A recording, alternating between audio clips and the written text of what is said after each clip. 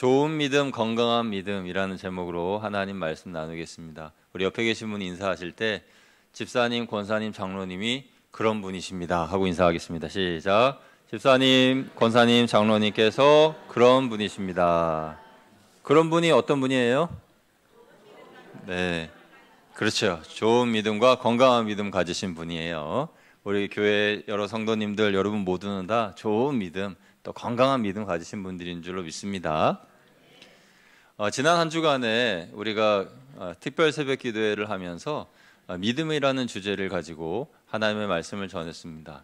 어떻게 보면은 오늘은 그 한 주간의 설교의 말씀의 총정리라고도 할 수 있고요.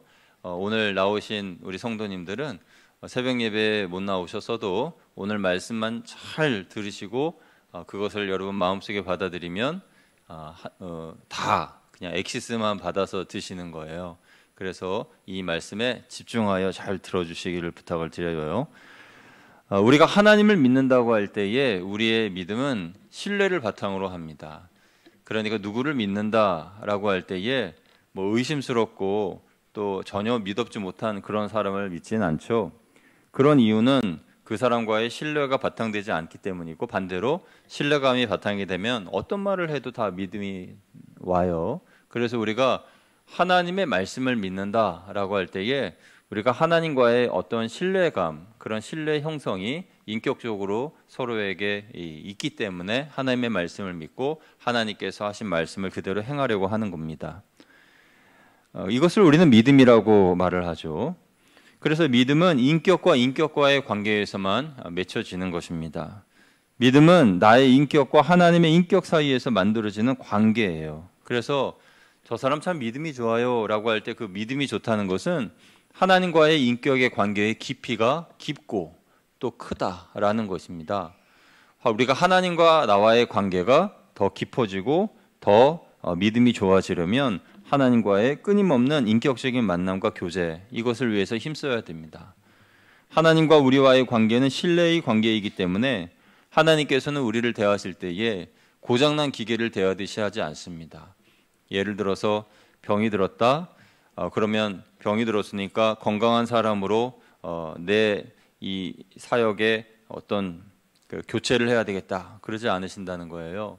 왜냐하면 하나님은 우리를 부속품처럼 보지 않으시거든요. 우리를 존귀한 한 사람 한 영혼으로 보셔서 우리에게 오셔서 우리에게 힘을 주시고 우리에게 건강도 주시고 믿음도 주시고 해서 하나님의 일을 감당케 하신다라는 것입니다. 믿으시면 아멘.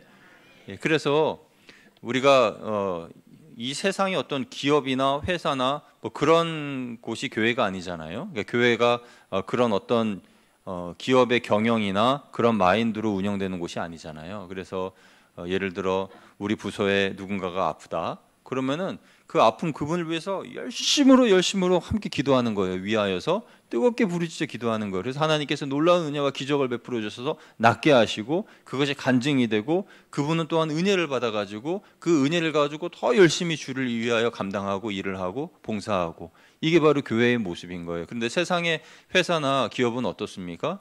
어떤 한 부분에 이렇게 일을 하려고 그러는데 그 부분에 좀 병과가 생겼다. 그럼 그 사람 뭐 사표 쓰게 하든지 아니면 못 나오게 하든지 뭐 그렇게 하지 않습니까? 그런 것들이 세상과 교회와의 차이점인 것이죠.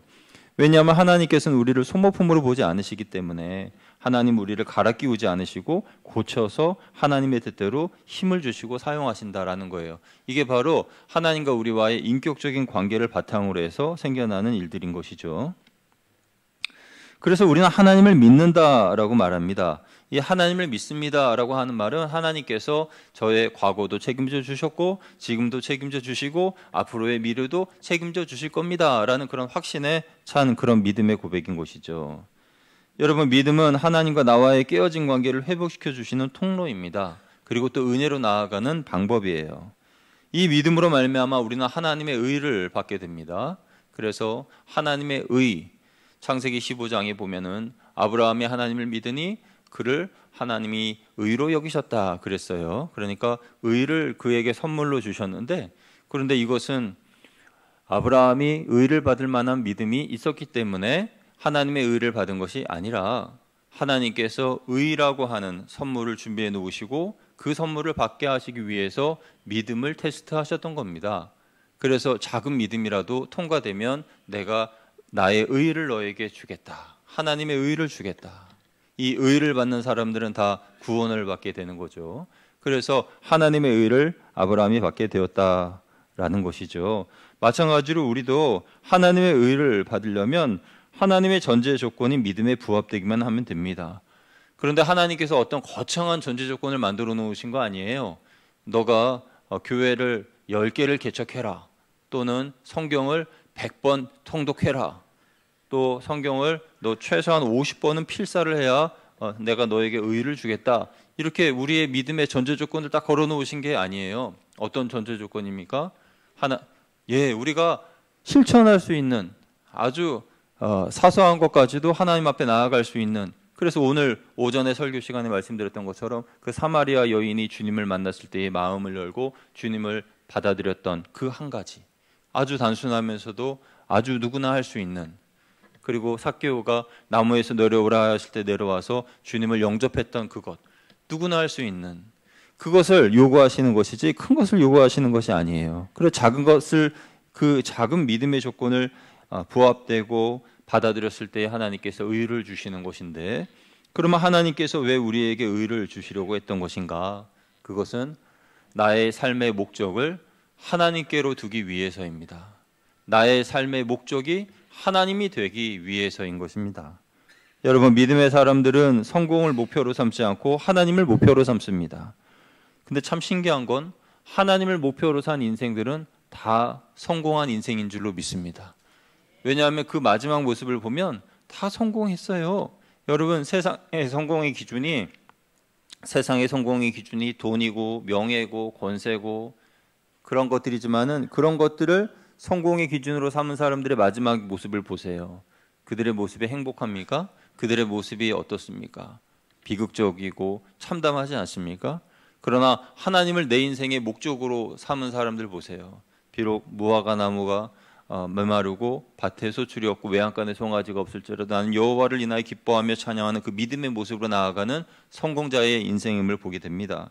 그래서 하나님을 목표로 삼고 사는 사람들, 하나님과의 인격적인 교제를 목표로 삼고 하나님과의 하나됨을 목표로 삼고 하나님의 말씀에 대한 순종을 목표로 삼고 하나님을 조금 더 사랑해야지라는 그런 마음을 목표로 삼고, 이런 믿음의 사람들의 모습, 이 사람들이 성공한 사람들이고 하나님께 내 마음을 정한 사람들이고 하나님을 목적으로 하는 사람들이 하나님께 영광을 돌리며 살아가는 믿음의 사람의 모습인 겁니다.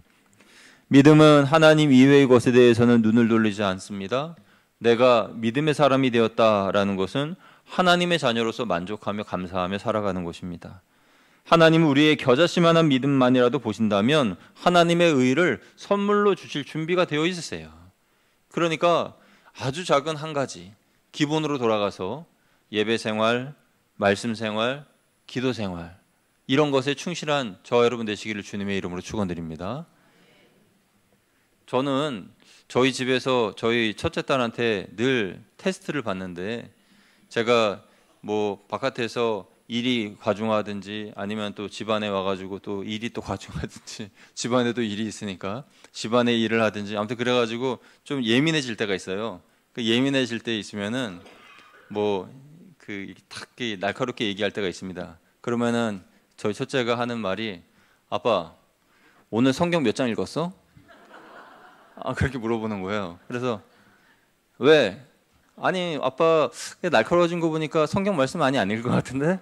저한테 막 그래가지고 걔가 저에게 저 시험이에요. 그래서 어제는 또 그렇게 얘기하길래 그냥 제가 조금 화가 나가지고 100장 읽었다 100장 그러니까 저한테 와가지고 아빠 미안해, 삐진 건 아니지? 그러면 농담이야 농담 막 이렇게 얘기하고 그러는데, 하나님의 말씀, 예배, 기도, 이런 것이 내적으로 이제 충만해지고 하면요, 그게 기본이 되어가지고 믿음 생활을 온전히 잘 할 수가 있는 것이죠. 그래서 사실 겨자씨만한 믿음을 보시는 것이지 아주 그냥 수박 덩어리 같이 큰 그런 믿음을 하나님이 원하시고 보시려고 하신 건 아니에요. 아주 작은 것, 아주 기본, 말씀 생활 하는지 기도 생활하는지 예배 생활 잘하는지 그게 기본 중에 기본인데 그것만 잘 해도 하나님께서는 아유 너무 잘했다 하면서 하나님의 의를 선물로 주실 준비가 되어 있으시다는 거죠.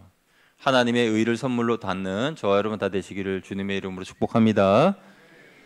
우리가 하나님을 믿는다라고 할 때에 이 믿음을 악용하는 사람들이 있습니다. 우리 중에는 아무도 없겠습니다만 이 믿음을 악용한다는 건 뭐냐면 믿음이라고 하는 것이 무슨 도깨비 방망이 같은 것으로 생각하는 거죠. 그래서 믿는다라 그러면 내 소원이 이루어진다 이렇게 생각하는 경우가 있어요. 믿는다 그러면 내 소원이 응답된다. 물론 하나님께서 하나님의 뜻대로 나의 기도에 응답을 해주시는 것은 맞습니다만 그러나 하나님의 응답을 내 욕심으로 가져오려고 하는 그런 경우들이 있습니다. 그래서 이것은 잘못 믿음에 대한 이해하는 것인데요. 믿음을 방법이나 수단 정도로 알고 있으면 이건 믿음에 대해서 잘못 이해하는 것이죠. 그러면은 내 욕심을 챙기는 그런 목적으로 믿음을 활용하게 되는 것이죠. 나의 성공과 응답의 여부는 나의 믿음의 소유 여부에 있는 것이 아니라 하나님에 대한 신뢰와 인격적인 교제와 만남을 통해서 결정이 되는 겁니다. 그래서 믿음을 도구화하지 않고 하나님이 기뻐하시는 좋은 믿음, 건강한 믿음이 되려면 우리의 믿음은 예수 그리스도를 지향점으로 두고 있어야 됩니다.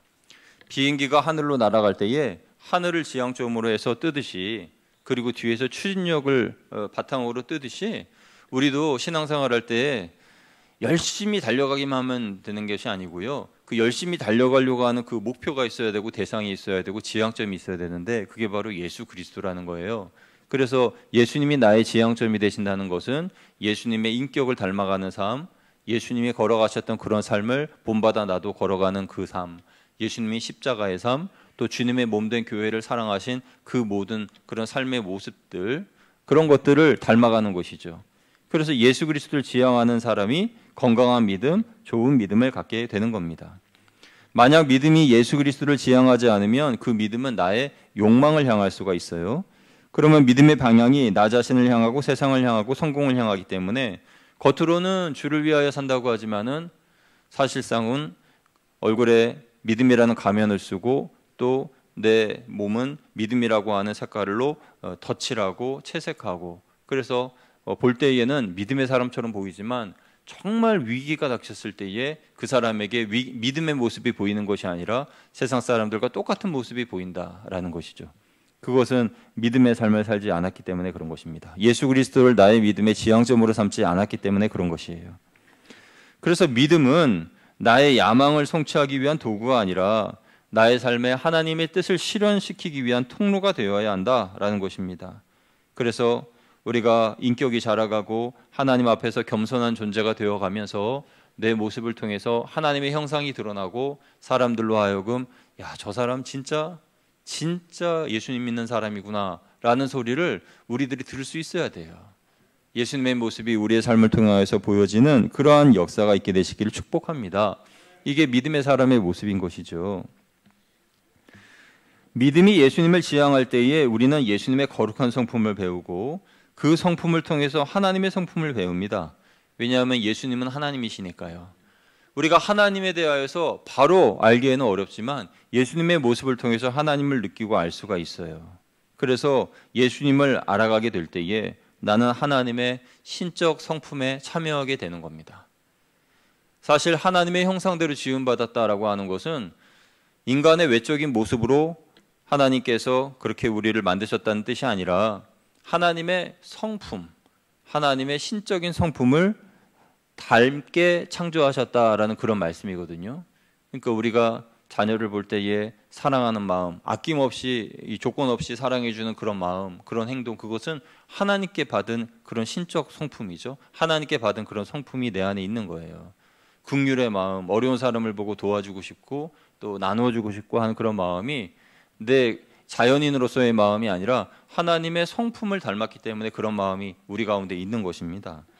그런데 이런 것들을 잊어버리고 살다가 예수님을 향하여 나의 믿음이 향하고 또 그 믿음을 본받으려 할 때에 그 모습을 회복하게 되는 거죠. 그런데 예수님은 하나님의 독생자이시지만 하나님이시기 때문에 우리가 믿음을 예수님을 향할 때 우리가 신적 성품에 참여하게 되고 그리고 우리의 이 모습이 예수님 한 분에게만 고정되어 있는 것이 아니라 삶의 자리로 나뉘어져야 된다는 거예요. 다시 말해서 우리가 십자가 아래에서만 모이는 것이 아니라 이 믿음이라고 하는 것은 교회 안에서만 있어야 되는 것이 아니라 세상을 향해서 이제 흩어지고 나뉘어져야 된다는 것입니다. 그래서 우리가 우리의 믿음을 테스트해 볼 수 있는 좋은 훈련의 장은 교회 안이 아니라 세상입니다. 믿음이라고 하는 것은 사소한 일상에서 잘 드러나고 교회 밖에서 더 잘 드러나고 가장 가까운 사람에게 잘 들키게 됩니다. 그래서 가족들이나 또 친구들에게 우리의 믿음이 연약해지고 부족한 것들을 잘 들키게 되는 거죠. 그러면 그것을 화를 낼 필요 없이 내가 다시금 그 부분에 있어서 열심을 내면 되는 거겠죠. 우리는 그동안 건강한 믿음, 좋은 믿음, 훌륭한 믿음의 기준을 그 사람의 세상에서의 인격에서 찾지 않고 어떤 초월적인 간증이나 종교적인 열심, 그런 것으로 그 사람이 믿음이 있는지 없는지 그 모습을 보아왔습니다. 그런데 그것은 하나님 보실 때의 진짜 믿음은 아닌 것이죠.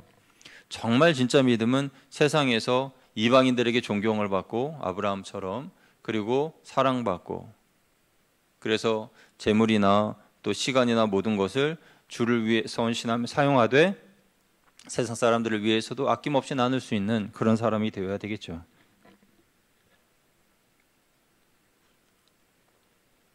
죄송합니다. 우리가 교회 안에서의 인격은 서로에게 다들 본이 되고 훌륭한 모습인데 교회 밖에서의 성도들의 모습이 달라지게 된다. 그것은 신앙과 생활이 분리되는 것입니다. 원래 신앙생활은 같은 거예요. 믿음과 생활은 같은 것이어서 교회 안에 있을 때나 교회 밖에 있을 때나 똑같은 모습을 보여야 한다는 것입니다. 믿음의 사람인데 세상 사람들을 일반적으로 잘 지키는 사회 규범이나 교통법규 같은 것을 잘 지키지 않는다. 이러면 좀 문제가 있죠. 말도 이 품격이 있습니다. 그래서 교회 안에서는 우리가 기도할 때나 성도님들끼리 대화할 때에 말에 그런 품위가 있는데 이 밖에 나갔을 때 그 말의 품위가 사라지게 된다. 그럼 그것도 문제인 것이죠.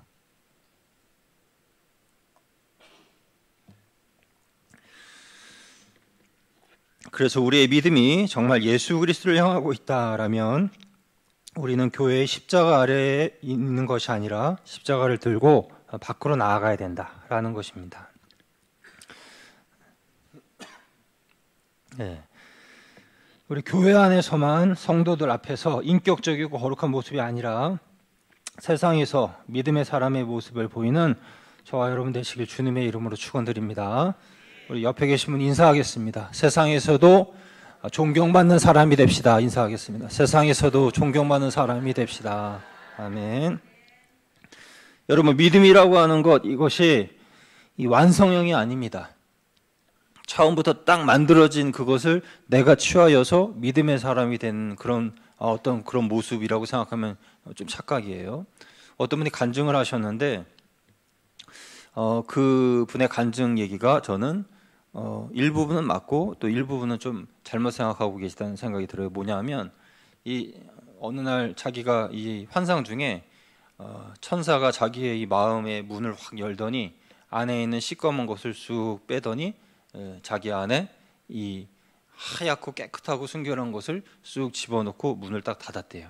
그 다음부터 자기가 마음이나 생각하는 것이 선하고 뭐 말과 행동이 완전히 180도 바뀌게 됐다, 이렇게 이야기를 하십니다. 이거는 절반은 맞고 절반은 틀려. 왜냐하면 구원의 체험, 간증, 그런 것은 하나님께서 내게 임하시는 그런 영적인 그런 느낌이나 체험을 그런 식으로 느낄 수는 있어요. 우리 주님께서 내 안에 오셔서 기쁨으로 주님을 맞이하고 내가 완전히 새로운 존재로 바뀌게 되는 그런 영적인 체험을 할 수 있는데, 그런데 그런 체험을 하고 한 달, 두 달, 세 달, 1년, 2년 시간이 지났을 때에 그때의 그 처음의 그 첫사랑, 그리고 그 처음의 열심, 그리고 그때의 그 거룩한 마음, 그런 것이 계속 유지가 되느냐? 여러분 어떻습니까? 유지가 됩니까? 안 됩니까? 유지가 잘 안 되죠? 왜 그렇습니까? 만약에 그분 말씀처럼 딱 빼가지고 이걸 다시 갈아 꼈다, 그러면은 마치 자동차 엔진 바꾸듯이 그냥 힘차게 달려가고 완전히 새로운 차가 되듯이 새로운 사람이 돼야 되는데 우리가 그렇게 되지 못해요. 그것은 뭡니까? 구원의 체험이라고 하는 것은 죄인된 내가 거듭나서 하나님의 사람 되는 것은 그렇게 은혜로 체험할 수 있지만, 그분이 좀 착각하셨던 것은 나의 말이나 행실이나 믿음의 생활이, 인격이 완전히 그렇게 바꾸어진다는 건 아니에요. 그러니까 누군가 여러분 곁에 와서 믿음은 하늘로부터 뚝 떨어지는 것이고 그 믿음을 받으면 완전히 새 사람 믿음이다 라고 이야기한다면 그 사람은 거짓말쟁이에요. 그러니까 여러분에게 완전히 진짜 새로운 신선한 하나님의 말씀이 있는데 이 말씀을 공부하면 완전히 새로운 사람이 되고 완전 새로운 믿음 어쩌고저쩌고 하면서 여러분을 이렇게 이끌어가려고 그러면 이 사람 좀 이상한 사람이구나 라고 생각하시면 됩니다. 믿음이라고 하는 것은 완성형이라고 하는 것이 없어요. 믿음은 점차 조금씩 성장해 가는 그런 성장형이지 완성형은 없습니다. 그러니까 완성된 믿음이라고 누가 속이면서 여러분에게 다가오면은 그런 완성된 믿음은 없다라고 말씀하셔야 돼요. 하나님이 우리의 믿음을 완성형으로 만들어 가시는 과정, 그것이 믿음의 과정이고, 그렇게 하나님이 우리에게 믿음을 주시는 이유는 하나님을 알게 하시기 위함이고 인간의 능력과 지혜로 알 수 없는 하나님을 보여주시는 것입니다. 그런데 하나님께서 우리를 알게 하시고 보여주시는 것은 한꺼번에 그냥 확 보여주시는 것이 아니라 조금씩. 왜냐하면 우리가 감당할 수 있을 만큼만 그렇게 알려주시고 보여주신다는 거죠. 믿음을 통해서 우리는 하나님을 인격적으로 배워가고 그 배움을 통해서 우리는 성장합니다. 그래서 믿음은 평생의 배움의 과정이에요. 그래서 신앙생활이라고 하는 것은 우리가 처음 예수님을 믿은 그 순간부터 나 이제 예수님 믿었으니까 끝났어. 그게 아니라 그 믿는 순간부터 우리가 성화의 과정에 이르기까지 계속 하나님의 말씀을 읽고 기도하고 예배드리고 묵상하면서 우리의 믿음이 성장해 나아가는 그런 과정이라는 것이죠. 이것을 우리가 기억해야 되는 것입니다. 그래서 우리는 믿음의 배움을 포기해서는 안 돼요. 예수 그리스도 안에서 우리의 믿음을 계속 성장시켜야 됩니다. 믿음은 가만히 있지 않습니다. 속성 자체가 가만히 있는 그런 믿음이 아니라 자꾸만 움직이는 믿음이에요. 성장을 위해서 나의 영적인 그런 거룩을 위해서 달려가고 변화시키는 것이 믿음이라는 겁니다. 믿음은 한 사람의 인격을 변화시키면서 죄를 향한 길에서 떠나게 하고 하나님만 바라보게 합니다. 그래서 우리는 오늘 하루 하나님께서 은혜 주시는 대로 살았겠지만 혹시라도 후회할 일이 생긴다면 그 후회가 아니라 다시 한번 하나님께서 나에게 기회를 주셨다라고 생각하고 그것을 믿음으로 이겨내는 연습을 자꾸 해야 됩니다. 후회를 믿음으로, 후회가 아닌 영적 승리로 이렇게 자꾸 바꿔가는 그런 반복되는 과정 통해서 우리는 믿음이 성장할 수 있는 것이죠. 그 과정이 성경 공부, 기도의 참여, 또 교회의 봉사, 이러한 사역, 이러한 등등으로 우리가 믿음을 성장시킬 수가 있는 것입니다.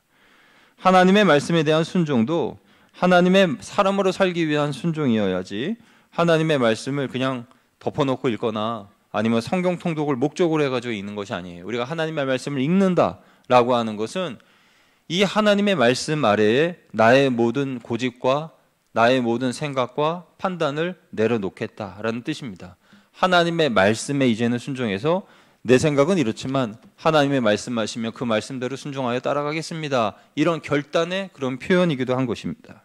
기도도 마찬가지입니다.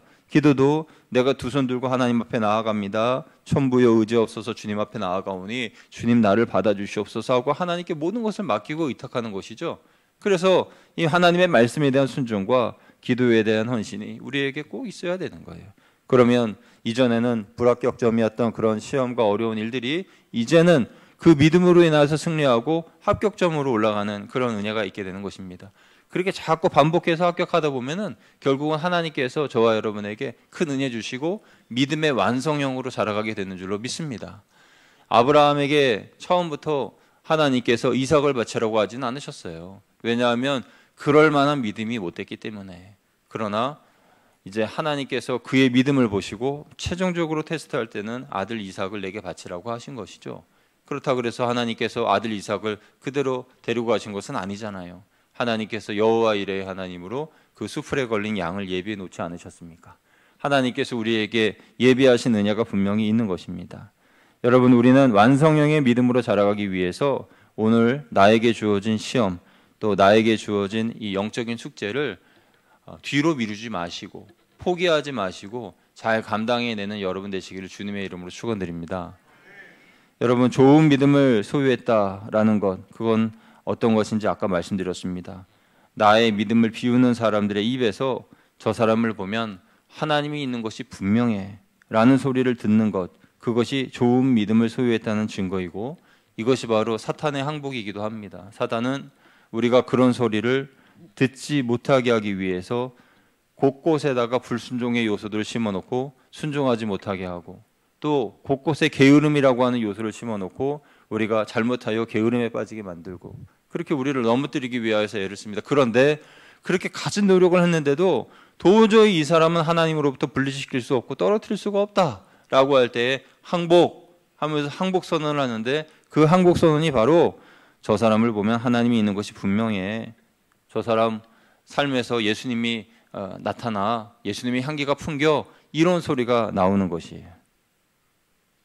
믿음이 성장하고 있는 성도, 그런 성도에게는 이런 음성을 듣기도 하지만은 또 다른 한편으로는 자꾸만 반복되는 영적 갈등, 내적인 시험과 고민이 있습니다. 왜냐하면 성도가 사는 곳은 하나님 나라와 세상 나라에 걸쳐져 있기 때문에 우리는 이 갈등이 없을 수가 없어요. 그래서 우리는 하나님의 말씀과 세상의 가치관 둘 중에 하나를 선택해야 됩니다.